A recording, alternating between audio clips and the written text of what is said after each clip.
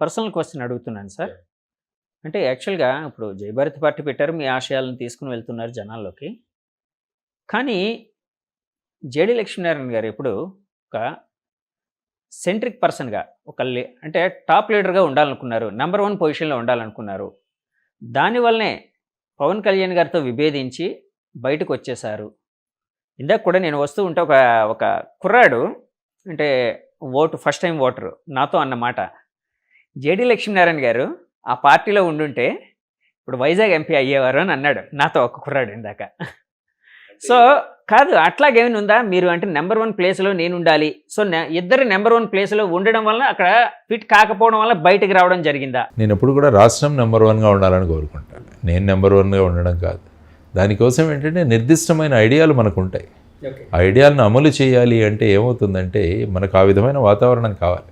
నేను ఇప్పుడు అదే అంటున్నాను. ఈవెన్ ఎన్నికల్లో రిజల్ట్స్ వచ్చిన తర్వాత కూడా అందరం కలిసి పనిచేద్దామని నేను అంటున్నాను, కానీ నా మాటే నెగ్గాలి అని నేను అనట్లేదు. ఇప్పుడు అందరం కలిసి పనిచేసి రాష్ట్రాన్ని నెంబర్ 1లో పెడదామని అనుకుంటాను. ఎందుకంటే నేను సుస్పష్టంగా నా భావాలను వ్యక్తం చేసే వ్యక్తి. కానీ రాజకీయ పార్టీల్లో ఎలాగుంటుందంటే ఆ విధంగా సుస్పష్టంగా అభిప్రాయాలు వ్యక్తం చేసే వాళ్ళకి పెద్ద నాకు నచ్చకపోవచ్చు చాలా చోట్ల. ఈ పర్టికులర్ కేసులో నేను చెప్పట్లేదు, జనసేన గురించి నేను మాట్లాడట్లేదు. కానీ మిగతా పార్టీల్లో కూడా ఎక్కడైనా చూడండి ఒక డిసెంట్ వాయిస్ ఎక్కడైనా ఉంటుందా? ఇప్పుడు ప్రస్తుత పార్టీ తీసుకుంటే, ప్రస్తుత ప్రభుత్వం తీసుకుంటే ఎమ్మెల్యేలకు వాళ్లకు 2 సంవత్సరాలకు 3 సంవత్సరాలకే ముఖ్యమంత్రితో కలిసే అవకాశం కూడా లేదని విన్నాను నేను. ఇంకా అభిప్రాయాలు వ్యక్తం చేసేది ఏముంది? One way communication. అటు నుంచి ఇస్తే వినడమే.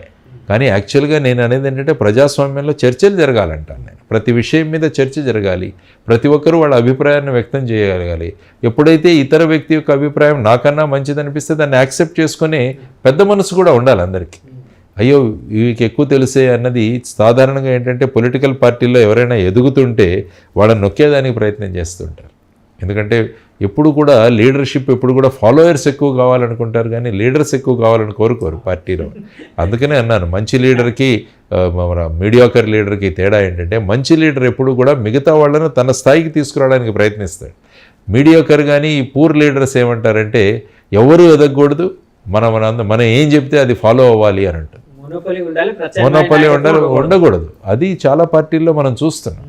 సో ఆ విధంగా ఉండకూడదు. ఎప్పుడు కూడా పార్టీ నాయకులు ఎప్పుడు కూడా స్వతంత్ర గొంతుకలని, స్వతంత్ర ఆలోచనలని మనం తీసుకొచ్చి బ్రాడ్ మైండెడ్గా అందరినీ ఆలోచించగలం. సార్ ఇలాంటి ఆలోచన ధోరణి ఎక్కువగా ఈ ప్రాంతీయ పార్టీలోనే ఉంది కదండి. అంటే జాతీయ పార్టీలో ఉండదేమో అండి? ఉంటుందా అండి అక్కడ కూడా? జాతీయ పార్టీలు కూడా నాయకత్వం ఎలా ఉంది అన్న దాని మీద ఆధారపడి ఉంటుంది.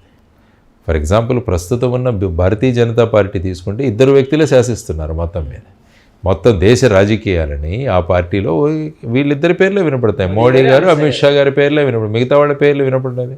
అదే మీరు ఇక్కడ చూసుకుంటే కాంగ్రెస్లో చూసుకుంటే కొంతమంది లీడర్స్ కనపడతారు. సోనియా గాంధీ గారు కావచ్చు, రాహుల్ గాంధీ గారు కావచ్చు, మల్లికార్జున ఖార్గే కావచ్చు, కేసీ వేణుగోపాల్ గారు కావచ్చు, కొప్పుల రాజు గారు కావచ్చు, ఇలా రకరకాల కమిటీల్లో ఉన్న వాళ్ళ పేర్లు అక్కడక్కడ వినపడుతుంటాయి. అప్పట్లో అనేవారు కదా సార్, కాంగ్రెస్ పార్టీలో రాష్ట్ర వ్యాప్తంగా ఎలక్షన్ నడిస్తే ప్రతి ఒక్కరు సీఎం క్యాండిడేట్ అని. అంతే కదా. ఇప్పుడు చూసుకుంటే తెలంగాణలో కూడా ఏమైంది, ఎంతమంది సీఎం క్యాండిడేట్లు ఎమర్జ్ అయ్యారు అక్కడ. కానీ ఇక్కడ అలా కాదు కదా. నేను సీఎంగానే వస్తానంటారు అసెంబ్లీకి. అంటే it's all revolves around 1 person. అంతే కదా. ఆయన అదే అన్నారు కదా, నేను మళ్ళా అసెంబ్లీలోకి ముఖ్యమంత్రిగానే అడుగు పెడతానన్నారు ఆయన. అంటే ఏమవుతుందంటే ఒక వ్యక్తి మీద నడుస్తుంది, ఇంకొక వేరే ఆల్టర్నేటివ్. అంటే ఏమవుతుందంటే బేసిక్గా ఏంటంటే మనం అన్నీ కూడా 1 మ్యాన్ చుట్టూ తిరిగే పార్టీలు ఇవన్నీ కూడా. అంటే ఆ వ్యక్తి ఏం చెప్తారు, వ్యక్తి పూజ అన్నది. అందుకనే డాక్టర్ బాబాసాహెబ్ అంబేద్కర్ గారు అప్పుడు చెప్పిన విషయం, వ్యక్తి పూజ రాజకీయాల్లోకి వస్తే అది నిరంకుశ తత్వానికి దారి తీస్తుంది అన్నది మనం గమనించాలి. దాని నుంచి చాలా జాగ్రత్తగా ఉండాలన్నారు ఆయన. సో ఇంటర్నల్గా మీరు పార్టీల్లోనే ప్రజాస్వామ్యం ఉండాలి కదా. ప్రజాస్వామ్యం అంటే అందరూ కలిసి చర్చించే విధంగా ఉండాలి కదా. సో ఆ విధంగా ఆ కుర్రవాడు అడిగిన ప్రశ్నకు నేను ఆ పార్టీ గురించి నేను మాట్లాడలేదు, కానీ ఇన్ జనరల్ పార్టీల గురించి మాట్లాడుతున్నాను. నేను ఎందుకు బయటకు వచ్చేసాను అన్నది కూడా నేను స్పష్టంగా ఇంతకుముందే చెప్పాను. మనం ఫుల్ ఫ్లెడ్జ్డ్గా మనం వెళ్ళాలన్న కాన్సెప్ట్తో ఉండేవాడిని నేను అప్పుడు అక్కడ. సో అక్కడ ఆ వాతావరణం లేకపోవడం వల్ల బయటకు వచ్చారు, అంతే కదండి. ఆయన అటు వెళ్తాను అన్నారు, ఇటు చేయడం అది కష్టం అవుతుంది, మనం పార్టీ బలోపేతం అవుదేమో అనుకున్నాను. సార్ ఇప్పుడు జెన్యున్గా చెప్పండి, ఆయన పవన్ కళ్యాణ్ గారు ఈ ఎలక్షన్లో తనకంటూ ఒక ముద్ర వేసుకున్నారు అని అనుకుంటున్నారా? భావించచ్చా అండి? వాళ్ళ ఓట్ షేరింగ్ పెరిగే అవకాశం ఉందని భావించచ్చా సార్? ఆయన ప్రస్తుతం ఉన్న పరిస్థితుల్లో ఇంకా ఇదే బెస్ట్ ఆప్షన్ అన్నట్టుగా ఆయన నిర్ణయించుకున్నారు. అంటే ప్రస్తుతం ఉన్న రాజకీయ దీంట్లో అలయన్స్లో కలవడము, కొన్ని సీట్లు తీసుకోవడము, ఆ తర్వాత పార్టీని ఒక ఎందుకంటే 10 సంవత్సరాలైనా కూడా ఒక రిప్రజెంటేషన్ లేదన్నది ఆయన చెప్పారు. ఆయన అదే అన్నారు, మీరు ఇంతమంది వస్తారు కానీ మమ్మల్ని ఎవరిని ఎన్నుకోవట్లేదని కూడా అన్నారు ఆయన. సో ఆ విధంగా ఒక రిప్రజెంటేషను పార్టీలో 10 సంవత్సరాలుగా పనిచేస్తున్న వాళ్ళకి ఒక సుస్థిరమైన స్థానాన్ని కల్పించడం, సో పార్టీని ఆ విధంగా ముందుకు తీసుకోవడం అన్నది, తర్వాత ఈ 3 పార్టీలు కలవాలన్నది కూడా ఆయన ధోరణి బట్టి ఆయన చేశారు. కాబట్టి రాజకీయాల్లో ఎప్పుడు కూడా స్ట్రాటజీ, కొత్త వ్యూహాలు ఇవన్నీ కూడా వేసుకుంటూ ఆయన వెళ్తారు. కాబట్టి ఆయన ఈసారి ఈ విధమైన వ్యూహం వేసుకుని ఆయన ముందుకు వెళ్తున్నారు. కాదు సార్, నేను అనేది ఈసారి ఓట్ షేరింగ్ పెరిగే అవకాశం ఉందని మీరు భావిస్తున్నారా? వాళ్ళకి ప్రత్యేకంగా జనసేన పార్టీకి? ఎందుకంటే జనసేన ఓన్లీ 21 సీట్లలోనే పోటీ చేస్తారు. కాబట్టి ఏంటంటే ఈ ఓట్ కన్సాలిడేషన్ కోసం తర్వాత మిగతా పార్టీలతో పొత్తు పెట్టుకోవడం వల్ల ఆటోమేటిక్గా ఈ ఓట్ షేరింగ్ అన్నది జరగాలి. ఓట్ షేరింగ్ అన్నది జరుగుతుంది. ఎందుకంటే ఇండివిజువల్ పార్టీగా ఇప్పుడు అవ్వచ్చు, కానీ అదంతా కలిసిన ఓట్ అవుతుంది. అది ఇప్పుడు రేపు జనసేనకు వచ్చే ఓట్లన్నీ కూడా భారతీయ జనతా పార్టీ, తెలుగుదేశం, జనసేన యొక్క ఓన్ ఓట్, ఇవన్నీ కలిసి పడతాయి. ఇంతకుముందు ఎన్నికల్లో 2019లో పడిన ఓటు జనసేనకు మాత్రమే పడింది. ఆ ఓటు వాళ్ళు 5.6%. అది పెరిగే అవకాశం ఉంటుంది, డెఫినెట్గా. సార్ అలాగే చంద్రబాబు గారు జూన్ సంథింగ్ ఏదో డేట్ నాకు సరిగ్గా గుర్తులేదు, పలానా రోజు ఆయన ప్రమాణం చేయబోతున్నారు అని, ప్రమాణ స్వీకారం సీఎంగా అని వాళ్ళ నాయకులు చెప్తున్నారు.